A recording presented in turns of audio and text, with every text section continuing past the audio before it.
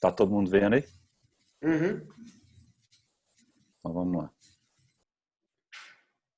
Então o artigo que eu escolhi foi esse aqui, que é um artigo da Spinal Cord Society, uma reunião deles. Através da reunião eles resolveram fazer esse artigo. Foi publicado na European Spine Journal em agosto do ano passado. Basicamente é um compilado de tudo que existe sobre protocolo radiológico no TRM. Eles começam fazendo uma breve introdução. Como todo mundo sabe, TRM e lesão da medula são extremamente debilitantes. A tomografia é mais sensível a variações de densidade dos tecidos do que o raio-x. E a ressonância, lógico que ela possibilita uma melhor visualização dos tecidos moles, né? Ligamentos, disco, vasos e tudo mais.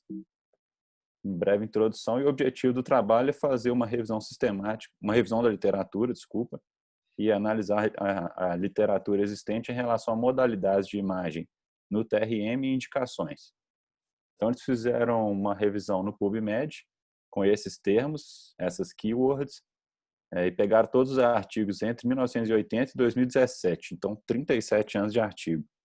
Foram 22 mil artigos revisados e 105 artigos relevantes que foram usados na elaboração do trabalho.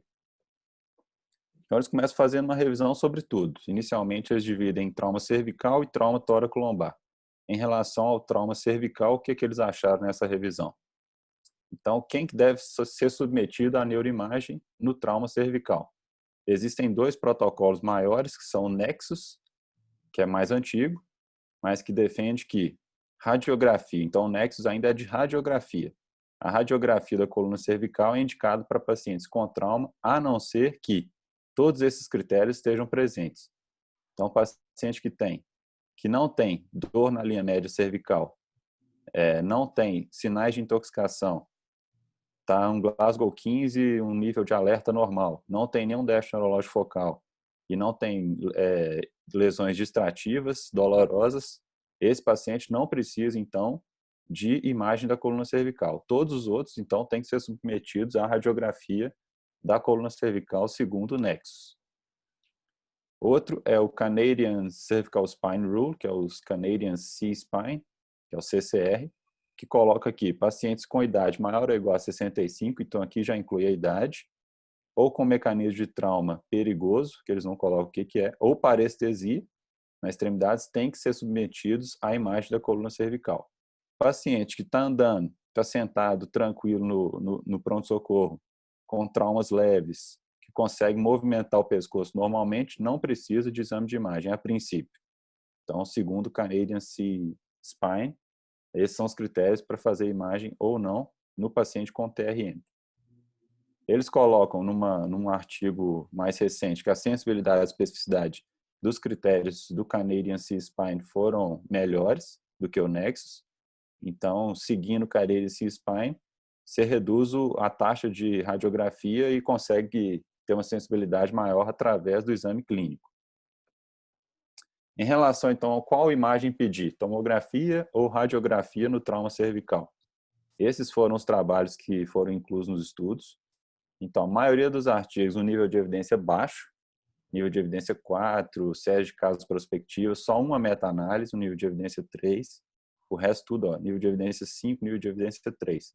Mas, igual a gente já sabe, a radiografia simples no trauma cervical praticamente perdeu o valor já. Todos os trabalhos, tomografia superior do que a radiografia, tomografia melhor do que a radiografia. A tomografia não é só mais sensível e específica, mas ela é mais custo-efetiva. Você não deixa passar nenhuma lesão, você faz um exame só. E lógico que para a lesão ligamentar, a ressonância é superior. Esse trabalho mostrou isso. Tomografia é preferível em relação à radiografia. Todos os trabalhos mostrando isso. Radiografia dinâmica, ela é útil mais em estágios tardios do TRM, para ver se existe uma instabilidade residual ou não, mas na fase aguda é tomografia e, em alguns casos, ressonância. Tomografia e ressonância.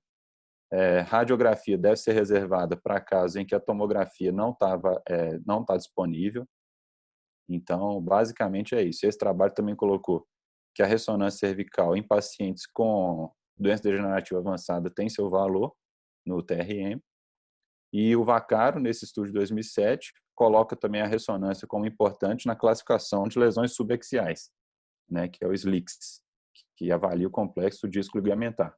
Então, todos os trabalhos mostrando que o raio-x simples da coluna cervical em AP, perfil e transoral é reservado quando a tomografia não está disponível, mas a tomografia é o exame de escolha no trauma, apesar do nível de evidência não ser muito alto, mas todos os trabalhos colocam isso. E a radiografia dinâmica, ela tem algum papel ainda? Não tem? Esses foram os trabalhos que eles incluíram. Então, a radiografia dinâmica na fase aguda do TRM, esse trabalho colocou que tem uma utilidade diagnóstica limitada.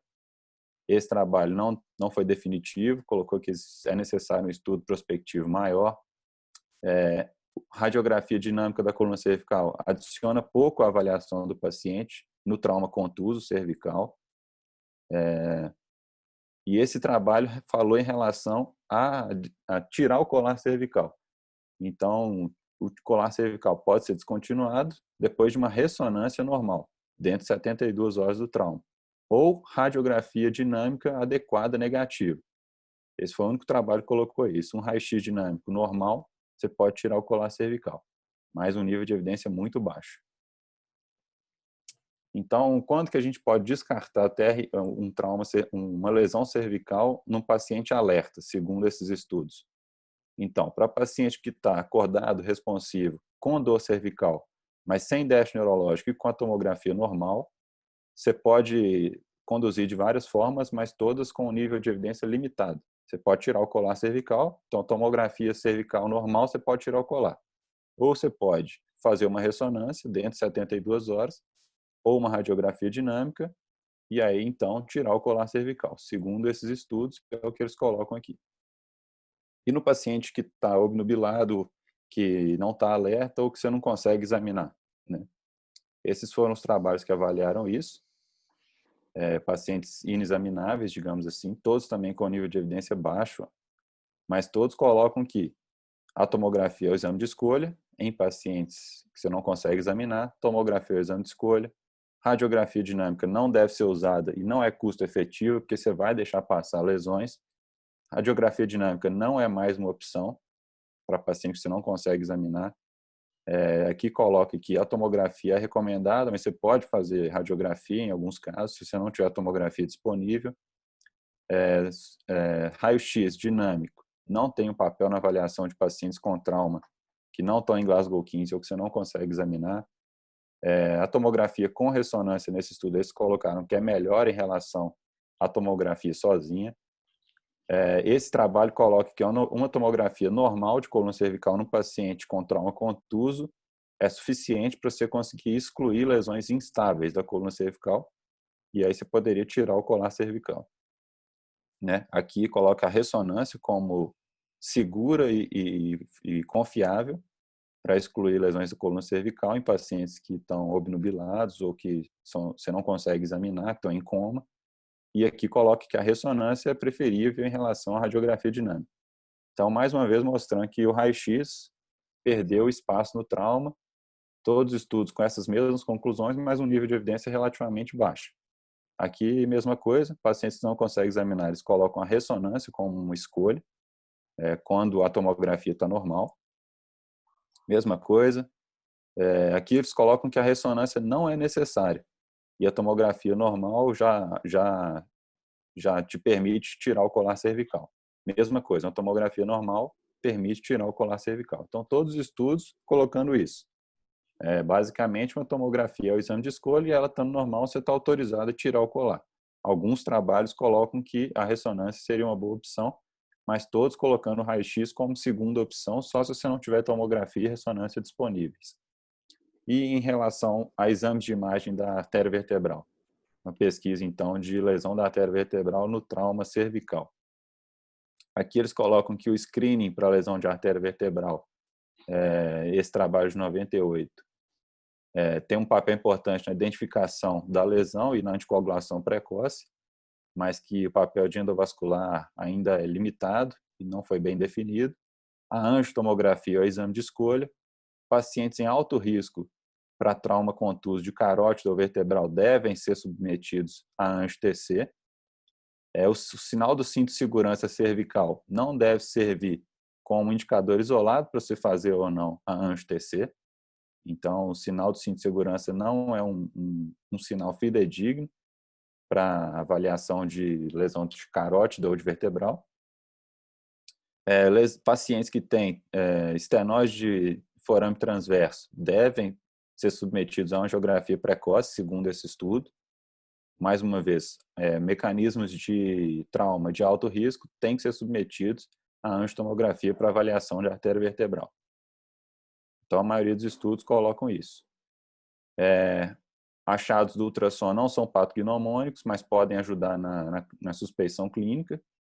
A ressonância, esse artigo coloca que deve ser feita para as pacientes que se suspeitam de lesão de vertebral. Eles colocam a ressonância como uma possível escolha. Fratura de forame transverso, então, tem que fazer ressonância com a visualização dos vasos, segundo esse trabalho aqui. Todos, série de casos prospectivos, retrospectivos, então o nível de evidência não é tão alto. Esse trabalho coloca que a arteriografia de controle deve ser feita em pacientes com suspeita de lesão de artéria vertebral ou com lesão diagnosticada. Para a dissecção de artéria carótida, ele coloca que a angiorressonância seria melhor, mas que para a artéria vertebral seria a arteriografia convencional. Então, isso ainda é um pouco controverso. Mas a maioria dos trabalhos coloca a angio-TC, esse trabalho, a angio-TC, como preferência para a dissecção de artéria vertebral. Então, em caso suspeito, tem que fazer um exame de imagem, a angio-TC está de bom tamanho, segundo esse trabalho. Agora, indo para o trauma torácico e lombar, quem que deve ser submetido a exame de imagem? Paciente que tem dor lombar, com ou sem dor à palpação de linha média, ou com sem dor muscular, e com déficit neurológico, todos têm que ser submetidos a exame da coluna tóraco-lombar. A incidência de lesões não contíguas, então, uma lesão, por exemplo, cervical e uma torácica, tem que ser valorizada. Então, fraturas cervicais geralmente estão associadas, podem estar associadas com fraturas tóraco-lombares, tem que levar em consideração. Então, tem uma fratura na coluna, tem que fazer exame do resto da coluna. Glasgow menor que 8, o risco é altíssimo de ter uma lesão tóraco-lombar, tem que fazer exame de imagem. Ou então qualquer rebaixamento sensórico. Todo paciente que não está em Glasgow 15 tem que fazer um exame de coluna tóraco-lombar a princípio. Claro que se for uma confusão mental leve, por exemplo, um paciente levemente etilizado, você pode esperar ele passar o efeito e voltar a ficar examinável para você excluir a necessidade de submeter a tanta tomografia o paciente.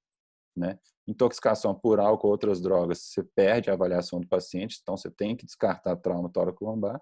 E outras lesões ortopédicas e não ortopédicas que podem falsear o exame clínico, você tem que considerar que o paciente tem uma lesão tóraco-lombar até que se prove o contrário.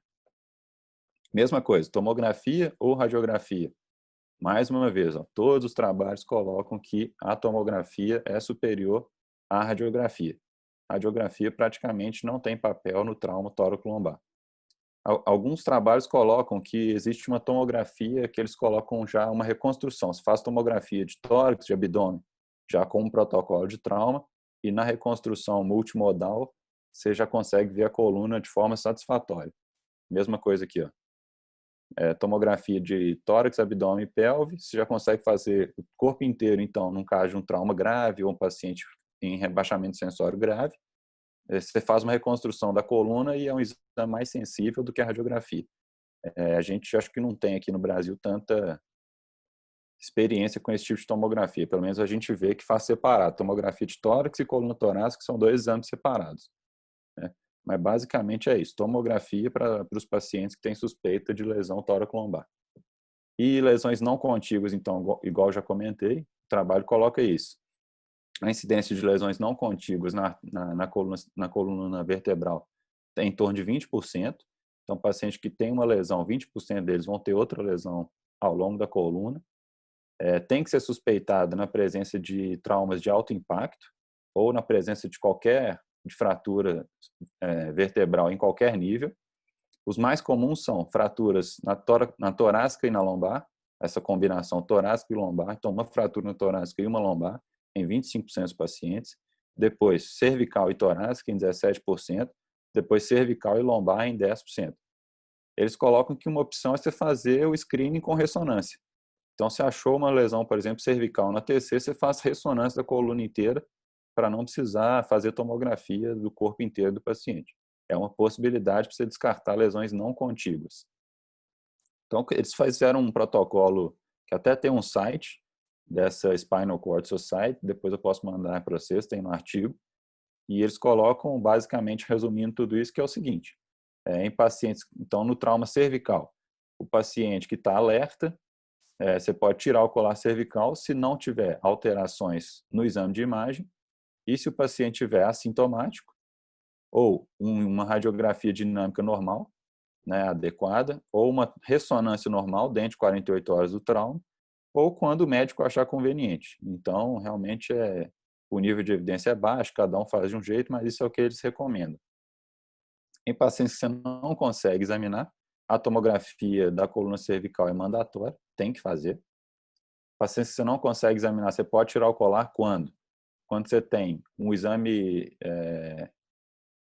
radiológico normal, de preferência tomografia ou ressonância, ou o paciente tiver assintomático, depois que ele acordar, você espera ele acordar, se ele tiver assintomático, você tira o colar, ou uma tomografia normal, ou uma ressonância normal, ou quando o médico achar apropriado. Então, mais uma vez, múltiplas opções de tratamento para você tirar o colar cervical. Mas uma TC normal ou uma ressonância normal, você está autorizado a tirar o colar no paciente em coma. Não tem, então, a radiografia dinâmica não tem papel mais no trauma contuso. O paciente vítima de trauma contuso, a radiografia dinâmica já ficou para trás. E a imagem da coluna tóraco-lombar deve ser feita no trauma contuso nos seguintes pacientes: dor lombar, dor na linha média, sinal local de lesão tóraco-lombar, por exemplo, hematoma torácico ou lombar, qualquer alteração neurológica. Se tiver uma lesão da coluna cervical, tem que fazer a coluna tóraco-lombar. Pacientes com Glasgow menor que 15. Então, paciente, qualquer nível de rebaixamento de consciência tem que ser submetido. Você tem que considerar que tem uma fratura tóraco-lombar até que se prove o contrário. Lesões distrativas maiores, outras lesões distrativas maiores, ou intoxicação por álcool ou droga. Esses pacientes têm que ser submetidos a exames da coluna tóraco-lombar. Aqui eles colocam que lesões arteriais contusas tem uma incidência de mais ou menos 1 a 2,5%. Existe um critério, uma escala de Denver para lesões de coluna cervical que não tem nesse artigo, mas depois a gente pode procurar, que é um screening para você procurar ou não lesão de vertebral, fazer ou não angio-TC. E eles colocam que a angio-TC é preferível em relação à ressonância, a angio-ressonância, para avaliação de lesões da artéria vertebral no trauma contuso. Então, suspeitou de lesão de artéria vertebral ou mecanismo de trauma mais importante, você faz a angiotomografia junto com a tomografia da coluna cervical para você excluir lesão da vertebral ou da carótida, né, lógico. A ressonância no trauma tóraco-lombar tem as seguintes indicações, segundo esse trabalho: presente de déficit neurológico, com a tomografia normal ou não, e a radiculopatia, quando a radiografia ou a tomografia não conseguem explicar os sintomas do paciente. Então, por exemplo, uma tomografia normal e o paciente com uma dor radicular, você pode fazer a ressonância. Essas foram as conclusões do estudo, então. A tomografia sem contraste é o exame inicial de imagem. Radiografia deve ser feita somente se a tomografia não estiver disponível. Você pode fazer aquela tomografia com multidetecção. Você faz tórax, abdômen e pelve em pacientes com politrauma e reconstrói as imagens da coluna, né, que é uma sensibilidade muito alta. E a ressonância é indicada em casos com envolvimento neurológico, em casos com doença degenerativa avançada da coluna cervical, eles falam que é um exame que vai ajudar no paciente com trauma, principalmente para avaliação de partes moles, disco, ligamento, né, avaliação do espaço epidural. E a ressonância pode ser feita quando você tem uma tomografia ou um raio-x que não explicam os sintomas dos pacientes, e aí a ressonância tem seu valor. Basicamente, o trabalho é isso. Beleza? Boa, Fran. Muito legal. Será que essa tomografia que ele coloca de tórax, abdômen e pelve, que dá para usar, né, para a gente avaliar a parte vertebral, é aquela que a gente só coloca a janela de Bone Pois quando a é. gente... Porque lá Eu no, acho lá no que é isso, hospital, mas lá deve ser melhor. lá no hospital eles fazem, quando vai fazer tomografia de tórax, se você bota lá na janela óssea, Dá para você ver. vê não só os arcos costais, mas você vê A as coluna. vértebras também. É, Ah. Pois é, mas talvez eu não isso. sei se a imagem fica tão legal, né? Eles falam que o Não exame... fica perfeita não, mas dá para ver. Que aqui geralmente a gente pede de tórax e coluna torácica 2 exames separados, né? Faz cada hora um. Uhum. Mas eu acho que no contexto de trauma, que é para você avaliar fratura, ou uma coisa um pouco mais grosseira assim, talvez, né, Não. seja suficiente. É que na prática, se você for seguir as indicações, praticamente todo mundo que merece uma tomografia de coluna cervical, a enorme maioria vai merecer de coluna torácica e lombar também, mas a gente não faz, no João, por exemplo. Não faço. E os preditores clínicos, eles não servem, eles têm uma correlação muito pequena com lesão de coluna, na coluna tóraco-lombar. Então, por exemplo, igual você tem restrição de movimento, dor em linha média, essas coisas que você vê na cervical que tem alguma relação com lesão óssea, na tóraco-lombar isso não serve para nada. Tem gente que está com a coluna doendo, que não tem nenhuma fratura, tem gente que não tem sintoma nenhum e que tem fratura. Então, assim, é mais difícil mesmo. Eu lembro do Marco Túlio falando isso naquela aula dele de clearance de colar cervical. Essa alternativa de você conseguir ver coluna em outros exames de tomografia ia ser uma alternativa muito boa. Assim. Você vê que não tem estudo randomizado, prospectivo, tem nada disso. É tudo série de caso, baixo nível de evidência. Né? Cada um faz de um jeito, basicamente. Eu achei interessante também porque quando você vai ver as indicações que o trabalho, né, coloca aí da gente pedir tomografia de coluna cervical, a gente acaba pedindo muito menos do que deveria pedir, né? E não só da tomografia de coluna cervical, como também um estudo vascular. Eu acho que quase não pede. Quase que não pede, mesmo tendo fratura. Você viu que qualquer fratura ele coloca como indicação para você estudar a vertebral, né? Principalmente quando tem acometimento forâneo transverso, né? Isso que eu comentava, Fran, foi bacana demais. A ANGO-TC, até ano passado, né, eu e o Eustáquio no João, a gente viu que tem um protocolo lá do João 23 para pedir ANGO-TC, que assim, como emergência, sinais e sintomas, qualquer sangramento arterial, boca, nariz, pescoço, hematoma cervical, expansão, né, sopro cervical, paciente com menos de 50 anos, né, aí os casos mais claros, déficit neurológico focal, AIT, né, Horner, tudo mais.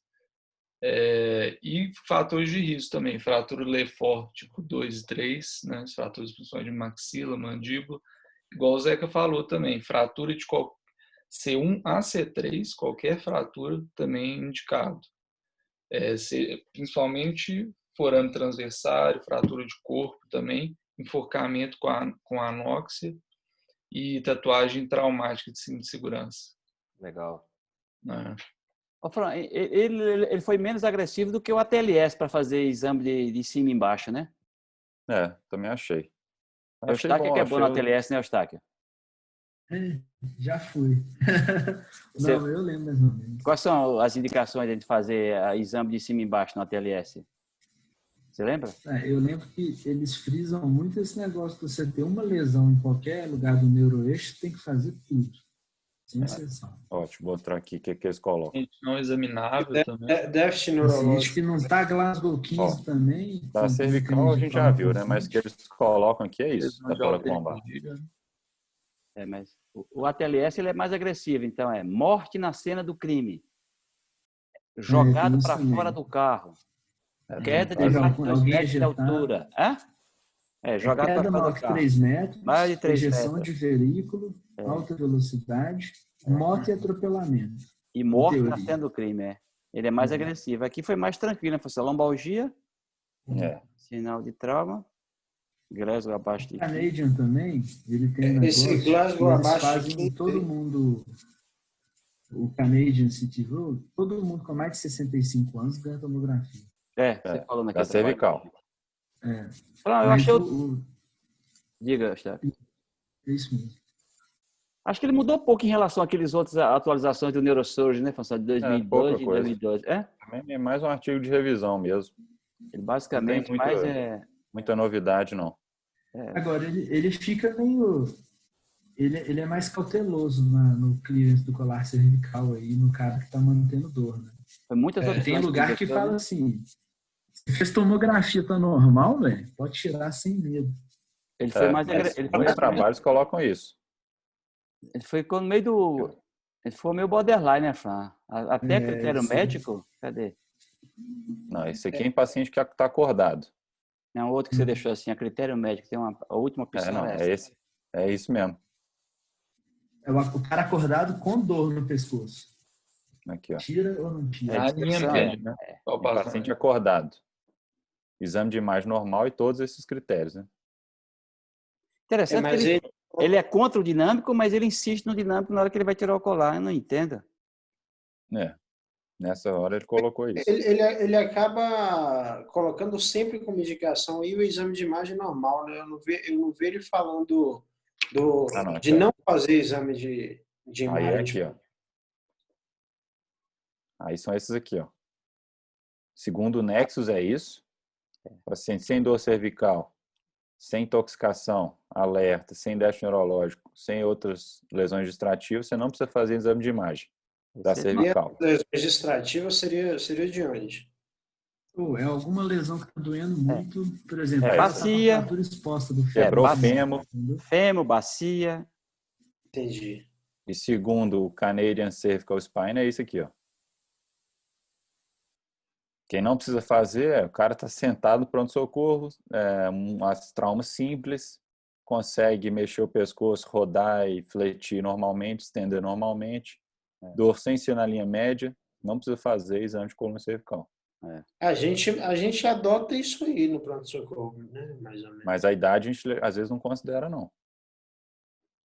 Mas é porque também o tipo de trauma que a gente vê no Biocó geralmente é TCE leve e tal.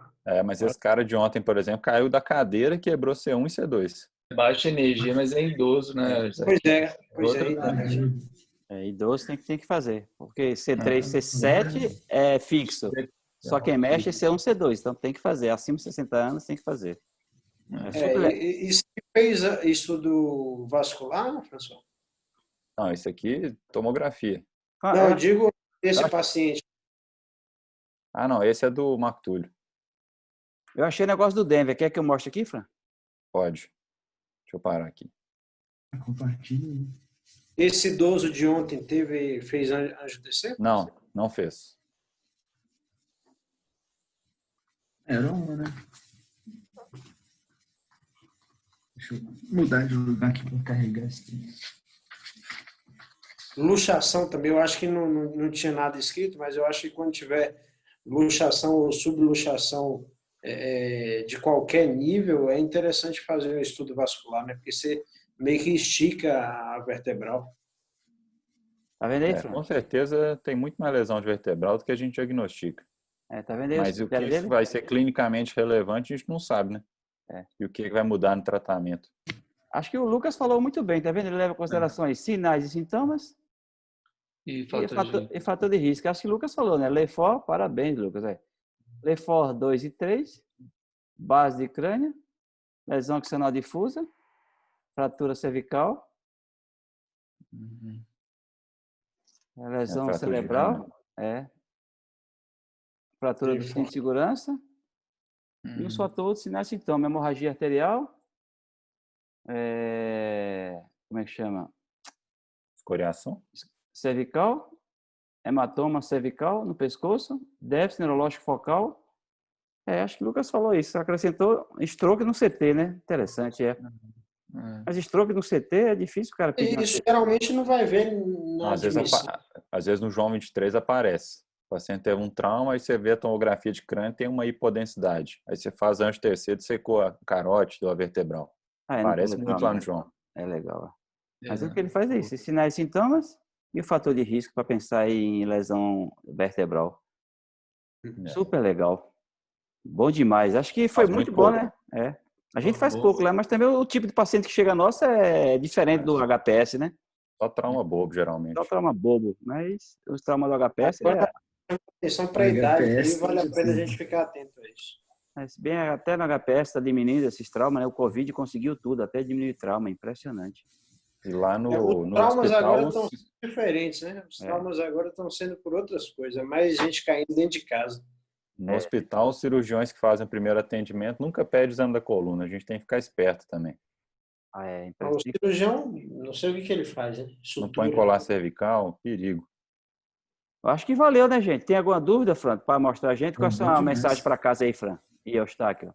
Começar com o Eustáquio, né? Qual é a mensagem para casa, Eustáquio? Viu, metástase de espinhão é um negócio complicado. Não é simples, não. É muita coisa para levar em consideração. É legal. Mas você podia traduzir e colocar lá no sistema nosso para a gente? E qual é a mensagem? Sim, o score, né? É o score. E qual é a mensagem para casa aí, Fran? A mensagem é que a gente tem a tomografia disponível, então tem que fazer a tomografia quando você suspeita de lesão da coluna ou paciente que você não consegue examinar. Raio-X acabou. Raio-X acabou. E lembrar da psiquiatria, né, doutor Fernando? O CIORA, né? Lesão super interessante. Vocês colocam isso também, que é uma das indicações de ressonância, né, no trauma. Lembrando que isso aí é para hospital. Qual que é? O que é isso? CIORA, Spinal Cord Injury without não sei abnormalidades radiológicas, né? Spinal Cord Injury without abnormalities radiológicas. O paciente tem sintomas, mas não tem achado radiológico, tipo luxação ou fratura. A lesão é puramente medular, vamos dizer assim, né? Ou radicular, que não é visível nem no TC, nem na raio-x. Muito legal, acho que valeu a pena, né, galera? Foi bom demais. Eu acho que o estudo vascular também fica como algo importante aí para levar, porque a gente faz muito pouco. Antes de TC, né, a gente faz lá no Biocor, dá para fazer, Zeca. Fazem em 2 minutos. Valeu, François. Obrigado, Eustáquio. Obrigado, Fran. Acho que todo mundo aprendeu muito. Valeu. O Lucas tem um para apresentar, mas ele fica para a semana que vem também, então. Ainda pode apresentar. Zeca está apresentando até hoje, desde quinta que ele está fazendo esse caso. É impressionante. Até a segunda ele vai dar ponta. Valeu, turma. Obrigado. Isso. Valeu, turma. Bom demais. Valeu, Fran. Valeu, turma.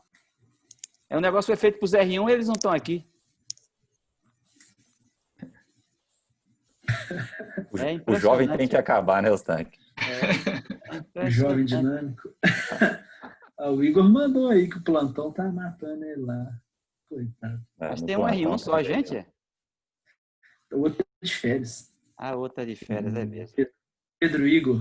7h30 ele mandou uma mensagem. O senhor não está abrindo o Zoom? Eu falei, 7h30 da noite.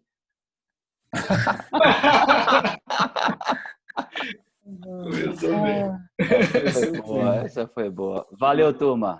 Até mais. Obrigado aí, turma.